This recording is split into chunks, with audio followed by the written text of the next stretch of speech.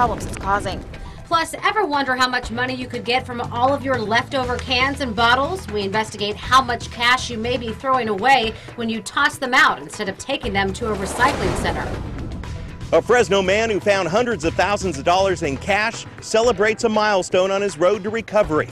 I'm Eric Rosales. More on his plans for the future. Those stories and more on KMPH Fox 26 News now.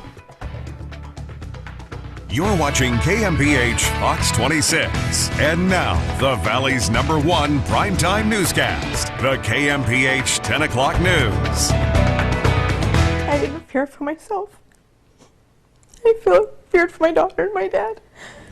A Madera woman shares her story of survival after prowlers made their way inside her home. Good evening, I'm Ashley Ritchie. And I'm Monty Torres. Thank you for joining us. Well, your home should be your haven, but tonight members of one Madera family are still on edge. That's after prowlers made their way into their home over the weekend while they were inside. KMPH Fox 26 News reporter Liz Gonzalez shows us how the family survived while waiting for police to arrive. It's a story you're seeing first on KMPH Fox 26 News. Say someone knocks on your door or rings your doorbell. What's your first instinct? Well, chances are it's probably to go open the door and find out who's there. What about when it happens at 2 in the morning? One Madera woman did not want to come to the door, but the thieves made their way inside anyway. We were watching a movie and we heard the first knock. We froze and just kind of looked at each other, and then it happened again. Kind of got up and turned off all the lights, and then they rang the doorbell. They walked away, and then we heard somebody jiggling the doorknob. So at that point I told her, let's go. Me and my youngest daughter went upstairs, called the cops. We went into my dad's room. I woke up my dad, let him know that somebody was breaking in. He got up, that's when we realized the light switches weren't going on. So he closed the bedroom door, and we locked it, and he grabbed this chair, and he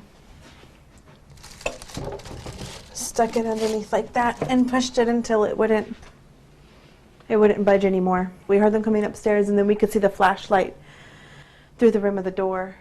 And so that's when my daughter was like, let's hide in the closet because it locks from the inside. You could hear them through the walls. I didn't want them to know that we were in here. Madera police showed up and arrested one teenager down the street. Taswanda De La Rosa says nights at home will never be the same. We've been awake until 7 or 8 o'clock in the morning just because it's terrifying. We were okay last night for the first time. Hopefully tonight will be okay. Now, police believe, they say, the prowlers made their way inside through a window. The family did not have its power box locked. Since Sunday, they bought a lock so no one else can access it. And here's some good advice. De La Rosa says she always keeps her cell phone charged no matter what. It paid off since the other phones in the house rely on electricity. Now, Madera police expect additional arrests in the case, including the getaway driver.